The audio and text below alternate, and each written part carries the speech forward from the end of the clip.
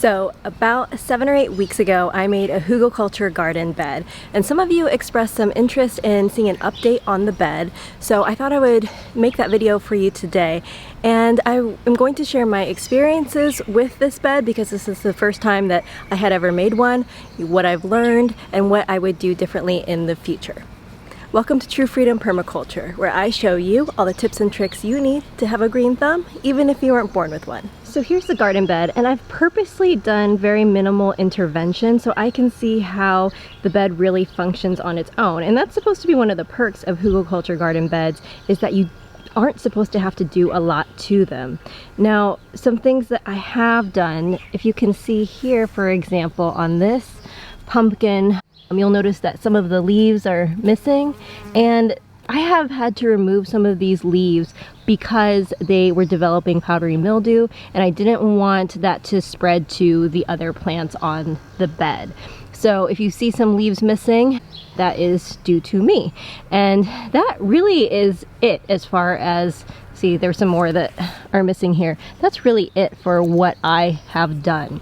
And that brings me to my next point, which is, if you remember in the video, I'll link it below for you in case you want to watch it. When I made this bed, I left one of the pumpkin vines that was growing behind the bed. This is to the south of my bed.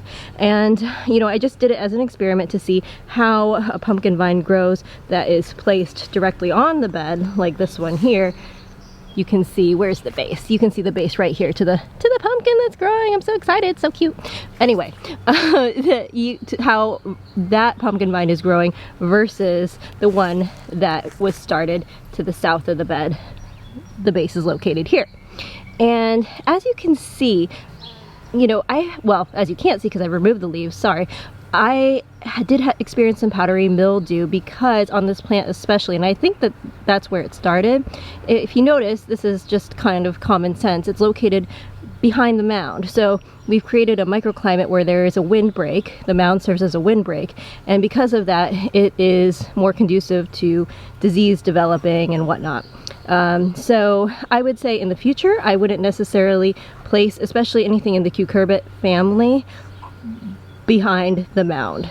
So maybe try another plant if you really want to do that, but it looks like things just tend to grow better on the mound. And as I'm looking at this vine, you can even see, like here, the leaves are all pretty small, and they just look healthier and bigger as they crawl up and get more sunlight on the mound.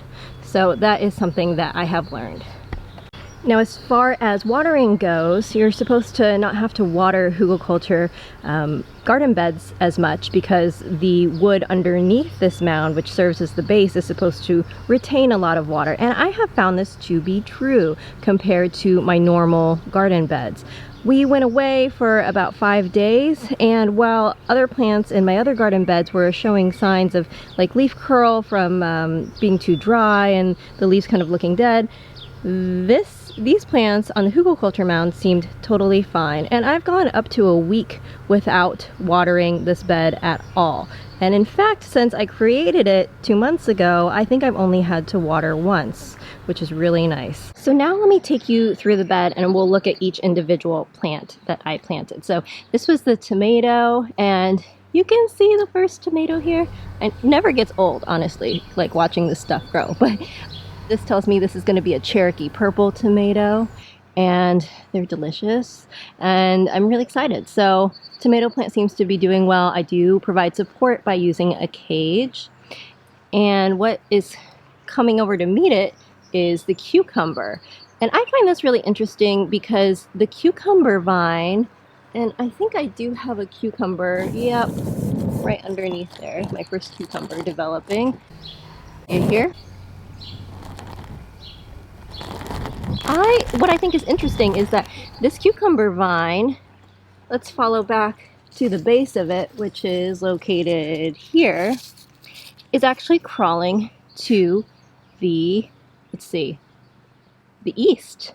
Yeah, it's crawling over to the east, and it looks like it's just crawling for support as opposed to sunlight, because you would think, if anything, it would kind of come down here and crawl down south. But it is not. So just something that I do find interesting. But the plant seems to be doing well. blade of grass. I'll just pull that out. Occasionally I have had to rip out weeds like that, but it's really been minimal, I think, because I have such a heavy layer of mulch. And sometimes I have noticed that there's little holes there's some creatures that really enjoy, where's one? Here is one. I don't know how well you can see that, but there's a hole in there. Something really has a lot of fun going in and burying. Why not? I would think that that's fun too, probably, if I'm a little critter. So I have had to top those holes up back with mulch, and I'll have to do that later today. But that is something else that I have found, but I don't think that that's a big deal. So cucumber vine seems to be doing pretty well. We've got some blossoms. These look like male blossoms. So hopefully we'll get some more female ones, and then we'll have some more cucumbers. I already showed you the pumpkin that's developing. So again, you'll notice a couple missing leaves. That was from me yesterday, coming in and taking off the ones that have the powdery mildew. So this one does appear to be climbing to the south. Now, some of the big leaves that have been touching the ground are kind of brown. I should probably take those off just so any disease doesn't spread, but obviously when they touch the ground, they're going to stay more wet and they're going to be more susceptible to disease or anything that's on the mulch too, spreading. So that's probably a reason for that. All the other leaves look like they're in good shape. Oh, and here, I don't want to forget this guy. This is the basil. And I just pinched some off the other day actually to use it for some pasta I was making, so it's not as tall as it really would be, but seems to be very healthy, seems to be happy there.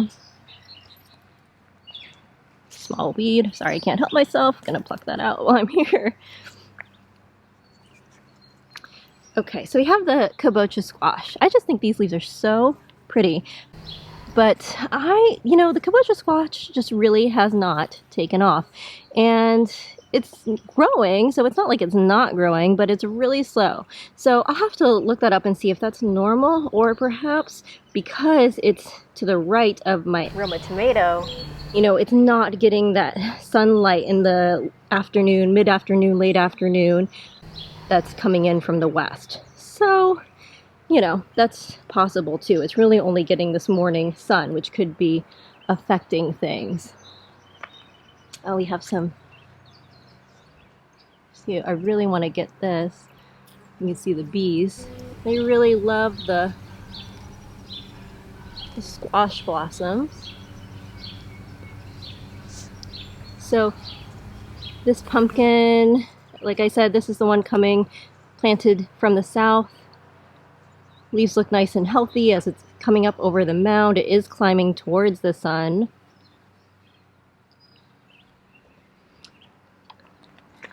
So what do we have here? Oh, okay. So I did plant a honeydew, and it's kind of mixed up. It's kind of being overshadowed by the pumpkin. So maybe in the future I would space it out a little bit more. And now that I'm able to predict kind of the pumpkin's behavior, that they do tend to climb towards the south, I know better, not to put that kind of in front of the pumpkin plant. Because I just noticed the leaves were different. I kind of forgot about it, honestly.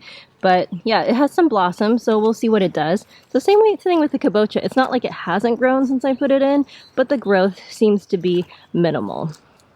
Now the last item I'm growing on this Hugelkultur mound is a tomato plant. And if you saw my first video on the Hugelkultur bed, sorry I keep referencing that, but if you did see it, I just want to clarify, I called this an eggplant. It is not. I must have mislabeled my seedlings, or maybe I had a tomato seed in an eggplant container that I didn't think I did, but somewhere along the line I made a mistake, and it's actually a Roma tomato.